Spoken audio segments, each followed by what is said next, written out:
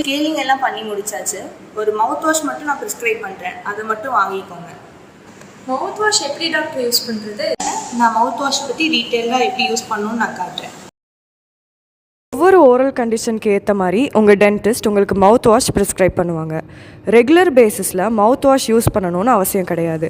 பெரும்பாலான மவுத் வாஷில் alcohol content இருக்கனால நீங்கள் அதை ரெகுலராக யூஸ் பண்ணும்போது உங்களுக்கு ட்ரைனஸ், அதுக்கப்புறம் பல்லில் ஸ்டெய்னிங் இதெல்லாம் ஏற்பட வாய்ப்பு இருக்குது. ஸோ உங்கள் டென்டிஸ்ட் ப்ரிஸ்கிரைப் பண்ணுற மவுத் வாஷை ப்ரிஸ்கிரைப் பண்ணுற அளவில் யூஸ் பண்ணுங்கள். உங்களுக்கு பல் கூச்சம் இருந்துச்சுன்னா உங்களுக்கு டீசென்சிடைசிங் மவுத் வாஷை ப்ரிஸ்கிரைப் பண்ணுவாங்க.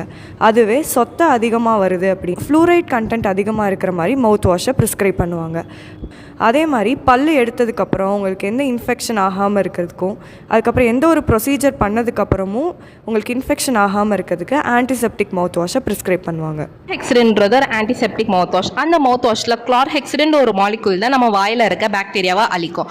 அந்த மாலிகூல்ஸ் பாக்டீரியாவோட செல் சர்ஃபேஸில் அட்டாச் ஆகி அதனோட கண்டென்ட்ஸ்லாம் லீக் ஆகி செல் டெத், அதாவது பாக்டீரியாவை அழிச்சு பிளாக் ஃபார்மேஷனை தடுக்கும். இப்போ மவுத் வாஷ் எப்படி யூஸ் பண்ணலாம்னு பார்க்கலாம். ப்ரஷ் பண்ணிவிட்டு ½ அன் ஹவருக்கு அப்புறம் தான் மவுத் வாஷ் யூஸ் பண்ணணும். ஒரு கப்பில் 10 to 15 ml மவுத் வாஷ் எடுத்துகிட்டு தண்ணி எதுவும் சேர்க்காமல் வாயில் 30 seconds வரைக்கும் வாய் நல்லா கொப்பளிக்கணும். சீக்கிரமாக துப்பிட்டிங்கன்னா மவுத் வாஷோட எஃபெக்ட் இருக்காது. உங்களுக்கு வாய் புண்ணோ வாய் எரிச்சலோ இருந்துச்சுன்னா அது கூட தண்ணி ஆட் பண்ணி வாய் கொப்பளிச்சிக்கலாம். வாய் கொப்பளிச்சிட்டதுக்கப்புறம் 45 minutes வரைக்கும் தண்ணியோ சாப்பாடோ சாப்பிடக்கூடாது. அப்போ தான் வாயில் இருக்க பாக்டீரியாவை ப்ராப்பராக கொள்ளும். டெய்லியும் mouth wash morning and night use பண்ணணும்.